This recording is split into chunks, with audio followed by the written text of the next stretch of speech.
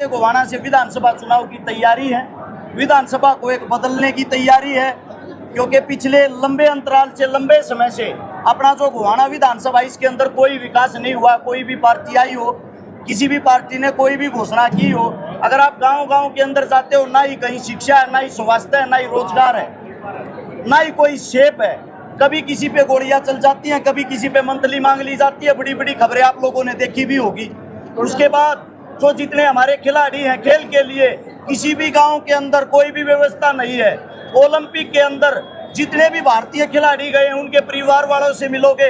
अमन सहरावत नाम का जो लड़का जिसका भी ब्रॉन्ज मेडल आया है, उसके घर के अंदर भी अगर आप जाओगे, उसके माता पिता 11 साल की उम्र में उस बच्चे के गुजर गए थे, घर में खाने तक के लाले थे। अब वो जो मेहनत करके, स्ट्रगल करके ओलंपिक तक हमारे बच्चे जाते हैं, वो अपने खर्चे से जाते हैं। जब वो वहां पहुंचकर झंडा लहराते हैं, हमारे लिए वो मेडल लाते हैं, उस वक्त सरकार क्रेडिट लेने के लिए आगे आ जाती है। हमने इन बच्चों पर खर्च किया। बात ये, आपने खर्च शुरू कब किया? जब ये बच्चे अपने पैरों पर खड़े होकर इंटरनेशनल बन चुके थे। लेकिन इसकी वास्तविकता ये है, गांव-गांव में जो नई प्योद है, नए बच्चे हैं, उनके लिए अच्छे सेंटर की अगर व्यवस्था हो, उनके लिए पहले से ही सरकार कोई कदम उठाए, मैं गारंटी देता हूं, वादा करता हूं, अकेले गोवाना के हर गांव से हम एक चैंपियन बच्चा, एक ओलंपियन बच्चा तैयार कर सकते हैं। यहाँ की मिट्टी में वो ताकत है। हमारा जो उद्देश्य होगा, हमारा जो काम होगा, अब विधानसभा चुनाव इसीलिए लड़ने के लिए यहाँ से तैयारी की गई है। यहाँ के जितने भी गाँव हैं, हर गाँव के अंदर खेल के लिए सुविधाएं की जाएंगी। सर्कल कबड्डी हरियाणा की एक पहचान है। अगर आप देखोगे, सर्कल कबड्डी के किसी भी खिलाड़ी के पास रोजगार नहीं है, किसी भी खिलाड़ी के पास नौकरी नहीं है। हमारे नजदीक में ये गांव है हरमाना, सभी साथी जानते होंगे। वहां की कबड्डी की टीम 11-12 साल एक तरफा एक नंबर की रही, लेकिन आज वो टीम बैक में है, आज वो टीम कमजोर होगी। उसका कारण क्या है? वहां के बच्चों को रोजगार मिलना बंद हो गया, सरकारी नौकरी बंद होगी। इस कारण उनका मनोबल टूट गया, उनका हौसला टूट गया।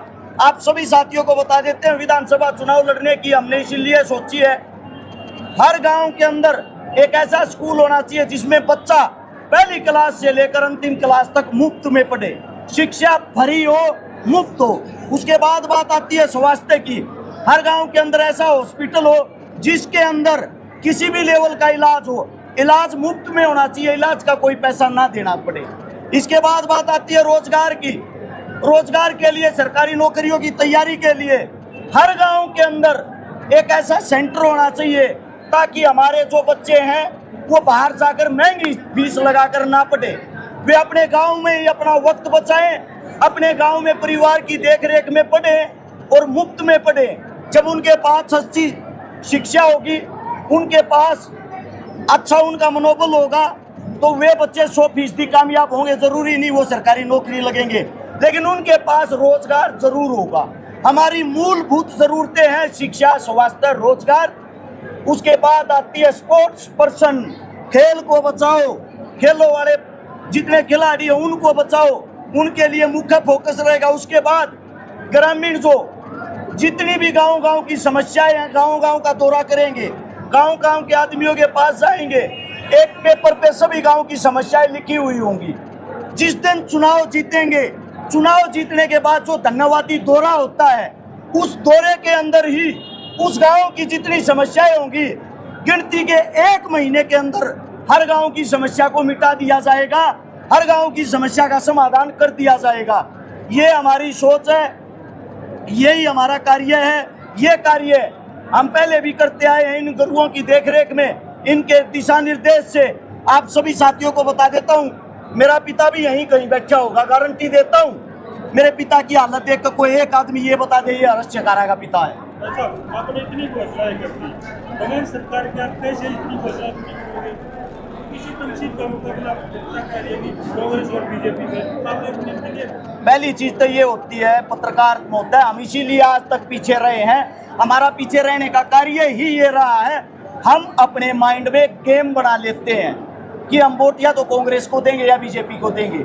मेरा आप सबसे मानना क्या, किसी गरीब का, दलित का, मजदूर का, जवान का, किसान का कोई भी बेटा आगे नहीं बढ़ेगा। इसका मतलब तो ये हो गया, ये पार्टियां जिनको लेके आएंगी अब ये लेके आ जाती हैं बलात्कारी को, ठग डाकू लुटेरे को। इसका मतलब तो आप उनको वोट दोगे, पार्टी देखोगे।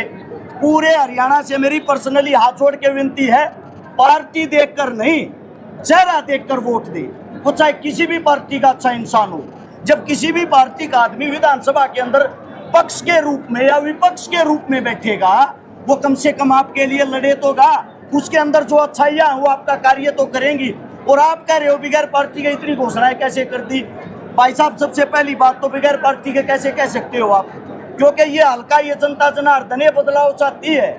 ये अभी जो यहाँ पे इतनी हमारा भाईचारे की जो एकत्रित और क्या इकट्ठा और क्या है, आदमी रैलियों में जितने आदमी बड़ा बुलाते हैं, इतने हमारे कार्यालय के शुभ मुहूर्त पर बिना बुलाए प्यार प्रेम और भाईचारे में आए हुए हैं। तो पार्टी की चिंता ना करो। जो चुनाव होगा, जो भी जनता जनार्दन चाहेगी, जहां से चाहेगी, जहां से टिकट दिलवाएगी, वो इनका आदेश होगा गुरुओं का। उसी आदेश को फॉलो करना हमारा कार्य है। ऐसे 5 बार के विधायक हैं, तो फिर बगैर विकास के काम करवाए विधायक बन गए यहाँ से। देखो मलिक साहब 5 बार के विधायक, मैं आपसे पूछना चाहता हूँ, मेरा इंटरव्यू ना लेकर आप गांव-गांव जाओ। 62 गांव के सरपंचों से मिलो, 62 गांव के मेंबरों से मिलो, उनसे बात करो। मैं वादा करता हूँ अगर 20% आदमी विधायक साहब से खुश पागे, आजीवन आप लोगों को अपनी शक्ल तक नहीं दिखाऊंगा, ये मेरी गारंटी। हर गांव के अंदर विधायक साहब ने 4 आदमी छोड़ रखे हैं, वही 4 आदमी उनके पक्के हैं। 28 साल का कार्यकाल हो लिया राजनीति में उनका राज करते हुए। 28 साल से वही 4 आदमी, यानी कि 62 गुणा में 4, लगभग मान के चलो 250 आदमी गोवाना हल्के की हर बार की जीत और हार को तय करते हैं। 250 आदमी काम को तय करते हैं। अगर 5वां आदमी विधायक सरपंच बन जाता, गांव का सरपंच की भी नहीं चलती, क्योंकि पहले विधायक साहब से वे 4 आदमी परमिशन लेते। इसका मतलब तो ये हो गया, गांव के किसी गरीब को, मजदूर को, किसी दलित को अगर जरूरत पड़ेगी, पहले तो उन 4 आदमियों के सामने हाथ जोड़ो, फिर विधायक साहब से मिलने की परमिशन लो, फिर विधायक साहब के सामने हाथ जोड़ो। मलिक साहब के, विधायक साहब के हालात ऐसे हैं, गारंटी देता हूँ गौशाला में बेटी के कन्यादान के लिए कहीं बुला लेना। पहली बात तो आएगा नहीं। अगर चुनाव नजदीक है, अब बुलाओगे 100% आओगा। जेब में का 1100 रुपया दबतियास्ती की तो दिए नहीं है। मैं आप सबसे पूछना चाहता हूँ, मेरे को ये बता देना, 1100 रुपये में कौन सी शादी होती है? किस बेटी का कैसा हलाक है? एक विधायक होने के बाद लगातार 5 बार का, और फिर भी 1100 रुपये गौशाला में देता है। 100 रुपये, मात्र 100 रुपये। ये है अपने विधायक साहब। अरस शिकारा को गोवाना की जनता अपना विधायक क्यों चुने? अरस शिकारा को गोवाना की जनता अपना विधायक ना चुने। मैं ये चाहता हूँ जो जनता है ना, वो खुद विधायक बने। अरस शिकारा विधायक नहीं होगा, अरस शिकारा एक चेहरा होगा। विधायक होगा हर एक गाँव, फैसला लेगा हर एक गाँव। हमारे फैसले चंडीगढ़ चैनी गाँव के बीच में बैठ के गाँव के बुजुर्ग करेंगे।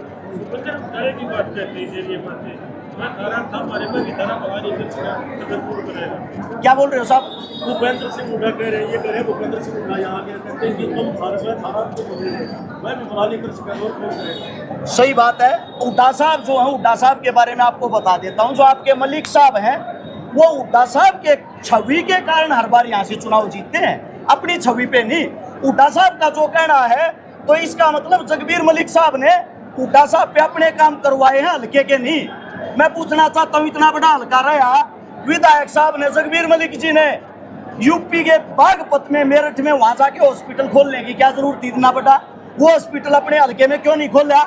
मलिक साहब ने मैन NH1 जिसको 44 बोलते हैं, उसके ऊपर इतनी भारी कोठी बना रखी, कई करोड़ रुपए की।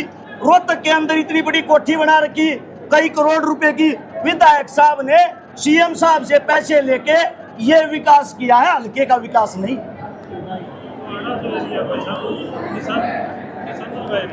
बीजेपी सरकार ने अभी किसानों के लिए काफी घोषणा की है। 133 करोड़ का अभियान माफ किया और MSP की गारंटी की बात भी बीजेपी ने कही है। बड़े भाई साहब, चुनाव आ गए, घोषणा चाहिए, अब 1 लाख करवा लो। घोषणा ही करने का कार्य है। किसानों के बड़े बड़े नेता मेरे आसपास ही खड़े होंगे यहीं पे। अनीश भाई था यहीं पे, विकास सर है यहीं पे, अपने अजीत बोडी जी हैं, रिमन नैन है। हर एक चेहरा किसानों का जो मौजूद चेहरा सब यहाँ पे आए हुए हैं। उनसे एक बारी बात करके देखना। जब उनकी सारी समस्याएं मान ली गई हैं, सुलझा दी गई हैं, वो आज भी प्रोटेस्ट कर रहे हैं, कल भी प्रोटेस्ट कर रहे हैं। डेली प्रोटेस्ट किस चीज़ का चलता है? सभी साथियों को ये पता है, ये सिर्फ चुनावी घोषणाएं हैं, चुनाव तक चलेंगी, चुनाव के बाद नहीं। अगले महीने से जैसे ही आचार संहिता लग जाएगी, सरकार हाथ उठा देगी। हम आप लोगों की मांग मानने को तैयार हैं, लेकिन सरकार बनने दो जब।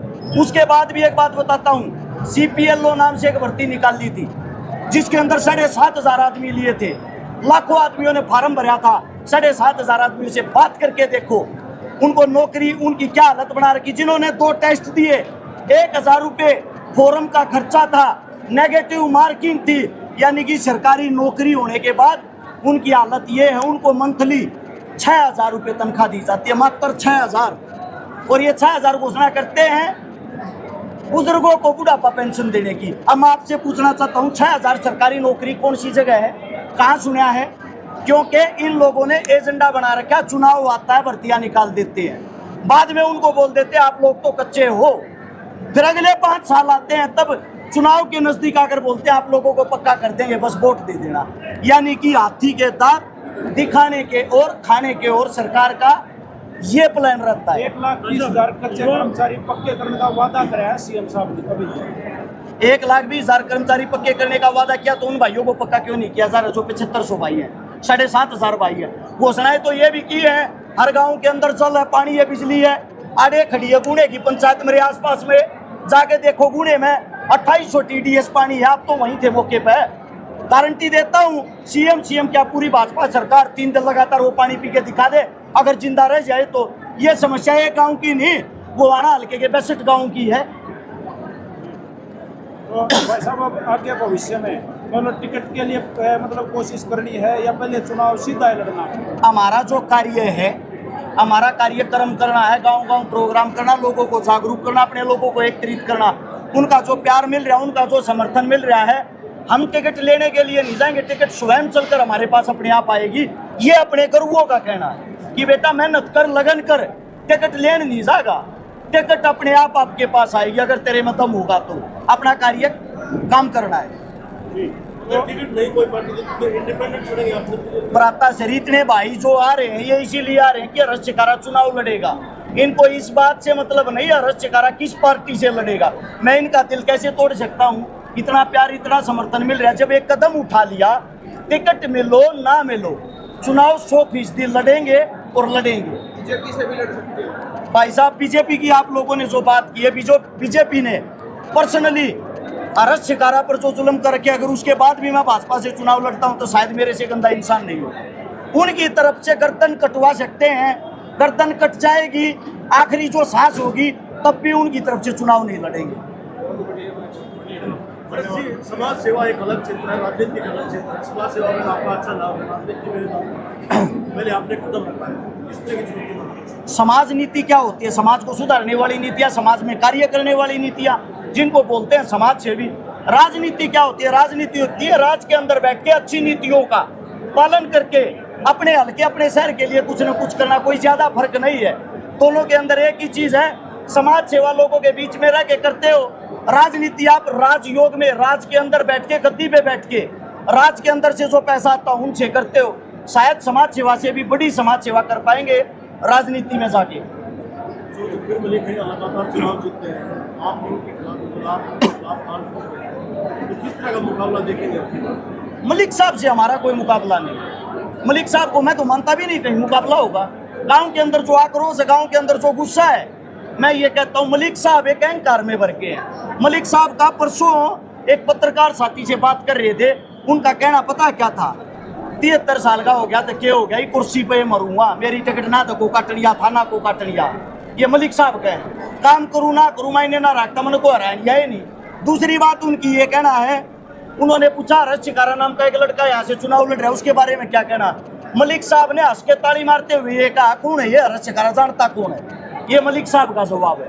यानी कि यंग और यूथ और नए बच्चे से उनको सख्त नफरत है।